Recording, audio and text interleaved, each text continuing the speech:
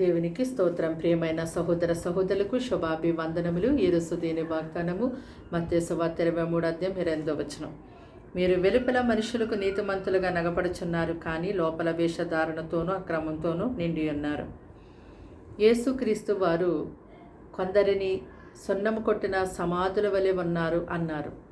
మరి సమాధులు వెలుపల శృంగారంగా కనబడతాయి, కానీ లోపల చనిపోయినటువంటి వారి ఎముకలతో సమస్త కల్మషముతో నిండి ఉంటుంది కదా. అలాగుననే కొందరు పైకి చాలా మంచివారిగా నీతిమంతులుగా కనబడుతూ ఉంటారు. వారి యొక్క మాటలు వింటే చాలా తేనెకంటే తీయగా మధురముగా ఉంటూ ఉంటాయి. అయితే మనుషులు పై రూపమును మాత్రమే లక్ష్య పెడతారు, కానీ దేవుడైతే హృదయమును లక్ష్య పెడతారు. మరి దేవుడు నీతిని న్యాయమును ప్రేమించువాడై ఉన్నారు కనుక ఆయన యథార్థ హృదయులను ఆయన తప్పక రక్షిస్తారు. నీతి గలవారిని మాత్రం ఆయన స్థిరపరుస్తారు. ప్రార్థన.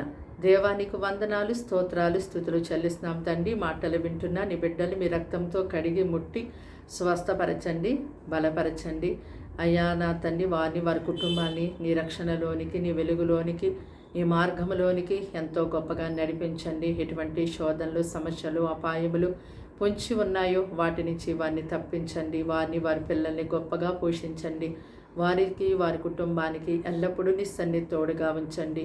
పరిశుద్ధ ఆత్మతో నింపి నడిపించండి. నీ యందు భయభక్తులు, విశ్వాసం ఎంతో వారికి, వారి కుటుంబాలకి దయచేయండి. వారి యొక్క ఉద్యోగాలు, పనుల్లో తండ్రి, వారి యొక్క చదువుల్లో, వారి సమస్త విషయంలో ఎంతో మీ హస్తము తోడుగా ఉంచి సహాయం చేయమని ప్రార్థిస్తూ ఉన్నాము తండ్రి. మంచి ఆహారం వారికి ఇవ్వండి, ఆరోగ్యమునివ్వండి, నెమ్మది, సమాధానం, నీ ఆదరణ, ప్రేమ వారిలో గొప్పగా దయచేయమని, కీడు శోధనాపాన్ని తప్పించమని, నీవు తట్టు తిరిగేదైతే వారు ప్రార్థిస్తూ ఉన్నారో తండ్రి, వారి ప్రార్థన ఆలకించి వారికి జవాబు దయచేయమని యేసుక్రీస్తు నామమున ప్రార్థన వినయంతో సమర్పించి అడిగి వేడుకుంటున్నాం తండ్రి. ఆమేన్.